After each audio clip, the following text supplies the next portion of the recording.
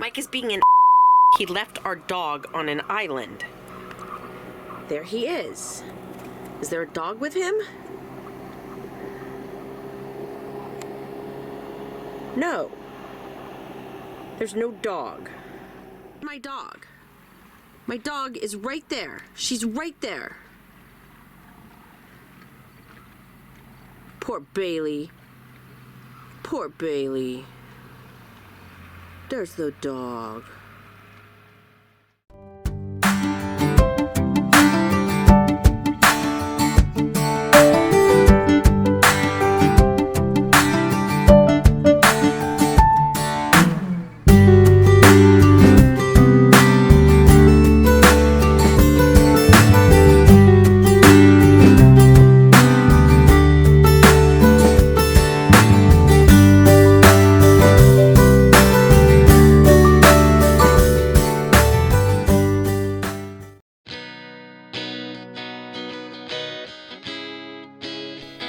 The boat stock behind us left, so it wasn't the tight squeeze leaving that it was coming in the day before.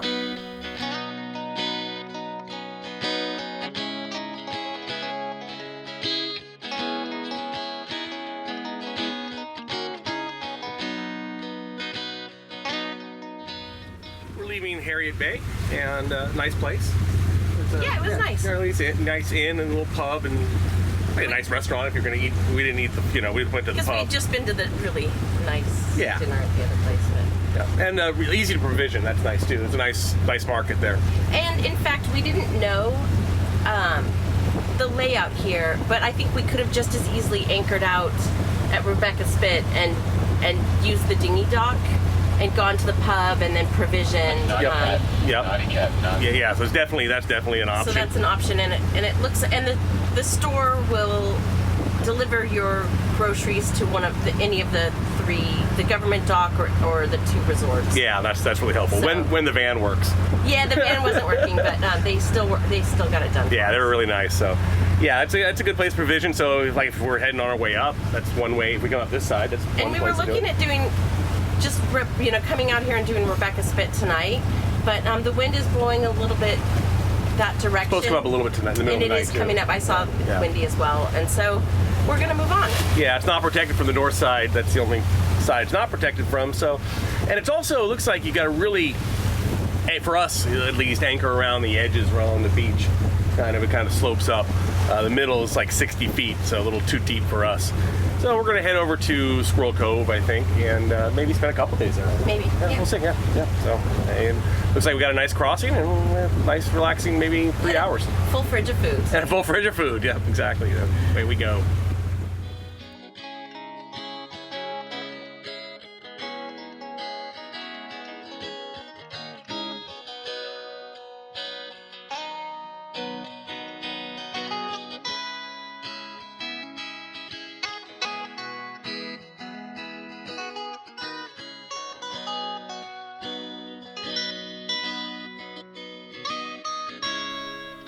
When we see Mount Denman off in the distance, we know we're in Desolation Sound. We like to call it the Matterhorn of the Pacific Northwest.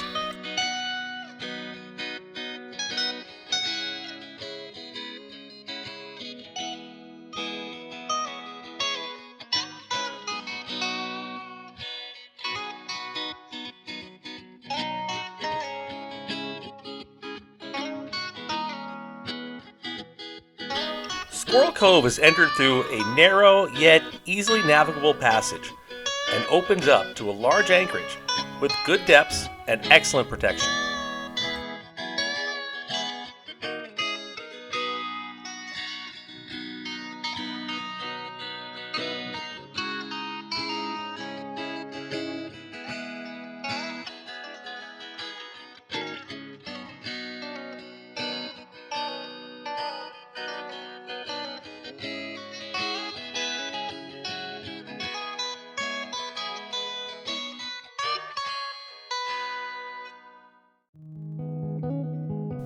On the far end of the anchorage is the entrance to the tidal lagoon. At anything outside of high tide, it's a rocky tidal stream, but at high tide, it can be navigable by kayaks, paddleboards, or small dinghy. So we had to scope it out for a possible run when the tide comes up.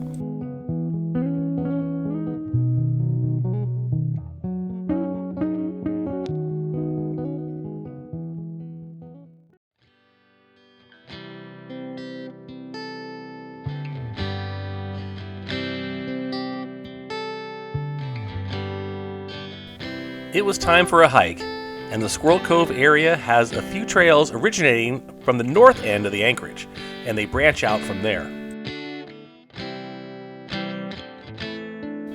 We weren't looking for a long hike, and we saw on the sign that there was a lagoon trail. We assumed it was to the Squirrel Cove Lagoon right nearby. This would be a short hike, and maybe we can get a look at the lagoon from shore before we attempt to go there by dinghy. So we kept going and going, and at times the trail got a bit challenging with some large trees to climb over and a bit of elevation change. It turns out we were on the trail not to the Squirrel Cove Lagoon, but to the lagoon at Donop Inlet. Oh well. We got this far, so we might as well keep going, and we told ourselves we were getting good exercise. And it was another beautiful trail.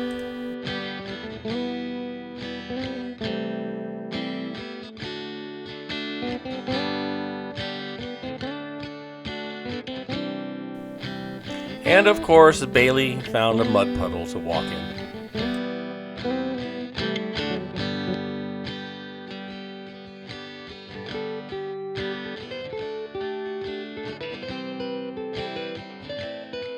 After a few miles and a few challenges, we made it to the Donop Lagoon. This is the first time we've seen the inside of the lagoon. We showed you the inlet in episode 15.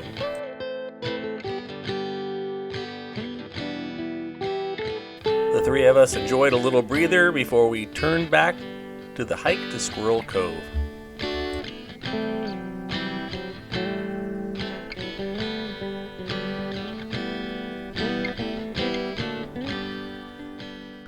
This is a beautiful trail. It's challenging at times. There's some places where there's logs, trees have fallen across, and you got to go over them, and some of them are pretty big. Other parts are, really easy. It's a lot longer than we thought it was going to be. We weren't sure if we were going to go over right to Donop. And then it said the Lagoon Trail, so we said, well, that might take us over to the Squirrel Cove Lagoon. That looks relatively close, or it is. Turns out it takes us to the Donop Lagoon, so quite a bit further. But it's good exercise. Kind of look at it that way. And Bailey's enjoying it.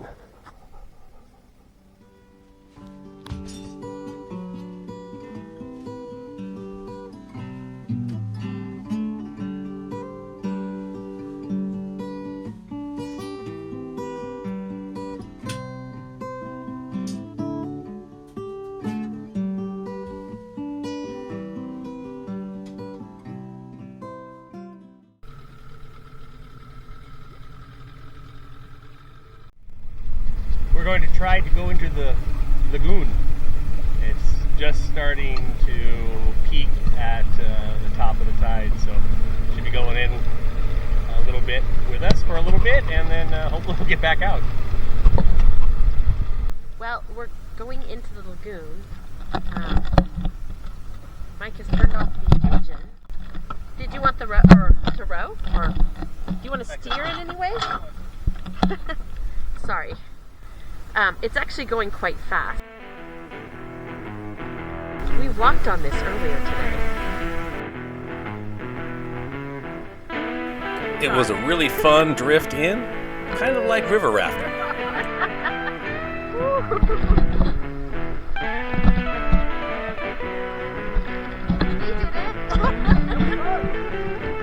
There was one dinghy that already went through, and a few more waiting on the outside to see how we did.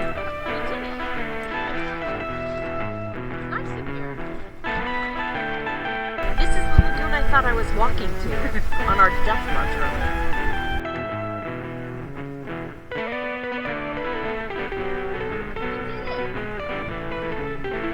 It was fun. We didn't even look at the tide or we stuck around. We are in the lagoon. We are trapped in the lagoon for a while until the tide changes, and so we're checking it out. It's really cool in here.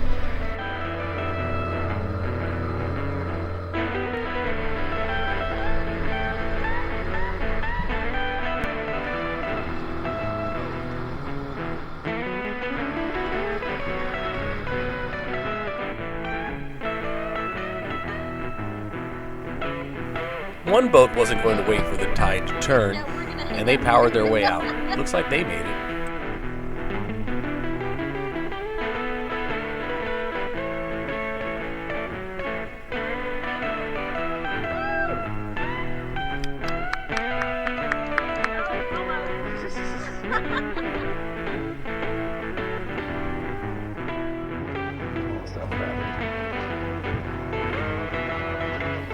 Our original plan was to wait for it to change and then ride it right back out again. It's pretty shallow and we didn't want to hit those rocks that we saw when we walked on it earlier in the day.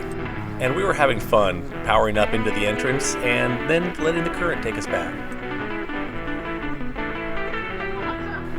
But it was getting late in the day and we were getting hungry for dinner. Okay, we're going for it. We're leaving these poor souls behind. We'll send food. We'll drip food down for you.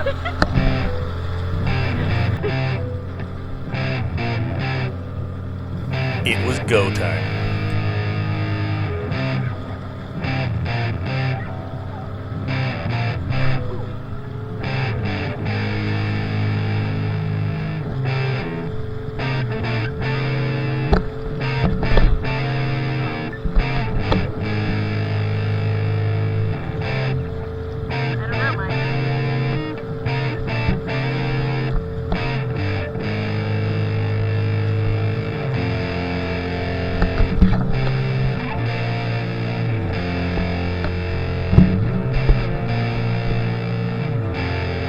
We made it, but I did feel our outboard bounce off of a rock, so it was close.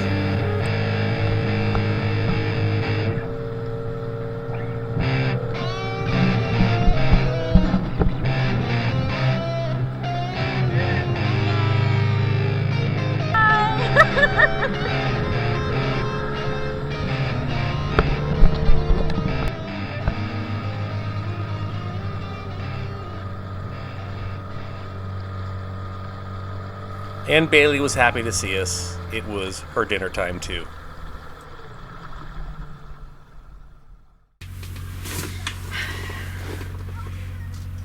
We're having lettuce cups for dinner. Yeah, they look really good. Yeah. So what'd you put in there? It was ground pork, some peppers, onions, garlic, mushrooms, and then of course, like, we have a bunch of Asian seasonings on the boat. And then, my God, it's loud behind us. Those kids playing in the water. And then there is sort of like some pickled, I guess, like, it's not really kimchi, but like pickled coleslaw and tomatoes on top, and peanuts on top. Yum. Good and good for you. Yay. Dig in. After dinner, we went for a cruise right back to the lagoon entrance to check it out now that the tide has turned. We could have easily drifted right out if we waited, but dinner was calling.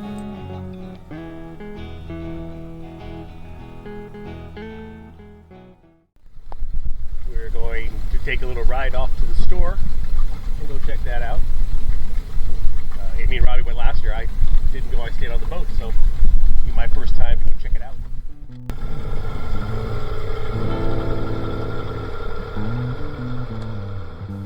The landing with the dock and general store is outside of the Anchorage entrance, and just a short dinghy ride away. So we just landed on the dinghy dock, and across the way is the government dock over there. Another place to stop if you actually get the big boats there, if there's room. The dinghy dock's pretty shallow here, so if you're coming in, it actually shallows up a little bit more right outside there. The tide is out, so something to note. but no problem with a dinghy. Just if it's super low tide, you may want to kick up your outboard.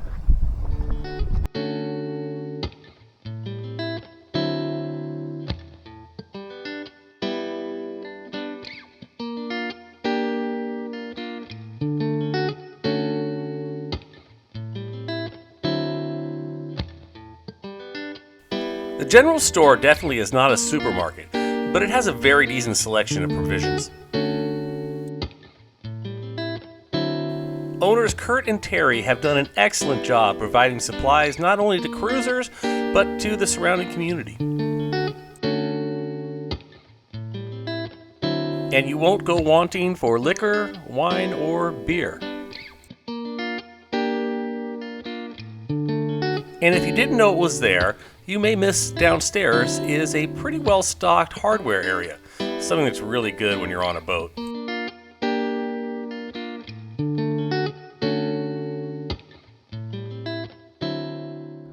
Welcome to Cortez. This is a general store. We don't have anything specific, only general items. So you have to look around. We've got a walk-in cooler. Maybe you can show the walk-in cooler. Yeah, we got that. Yeah. It's almost a historic site. People come in here and have seen that for 50 years and look forward to it. But most people actually miss it. I have to point it out to people. And I take it for granted because I'm used to it. But 90% of the new people that come in don't see the walk-in cooler.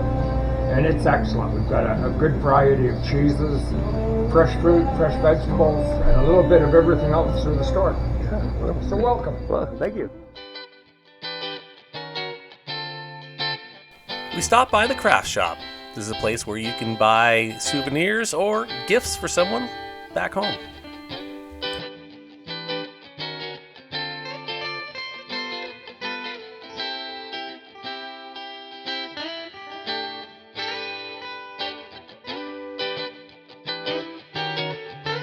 And the Shellfish Interpretive Center was really neat to see.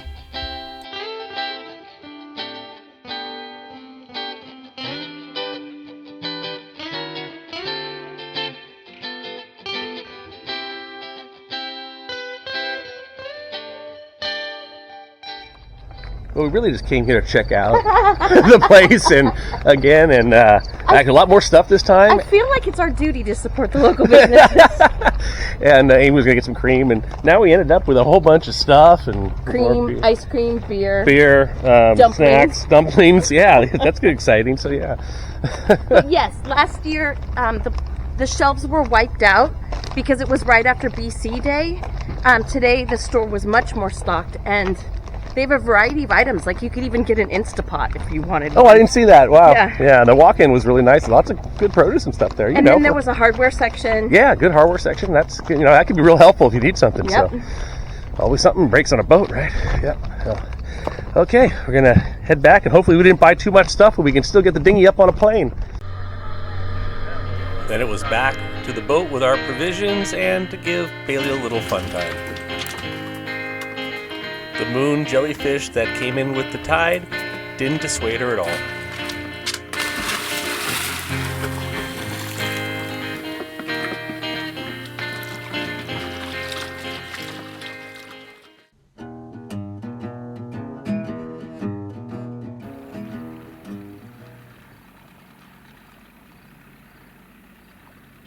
Look at that tail go. Poor Bailey. Poor Bailey.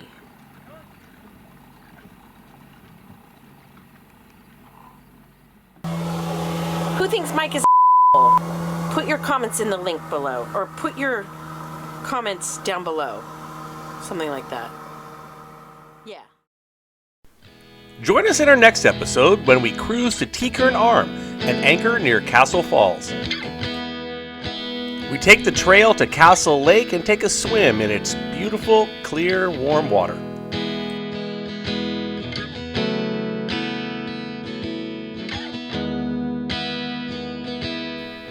And then we head to picturesque Walsh Cove.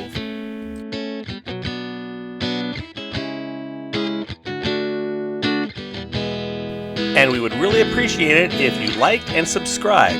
Bailey would, but she doesn't have opposable thumbs.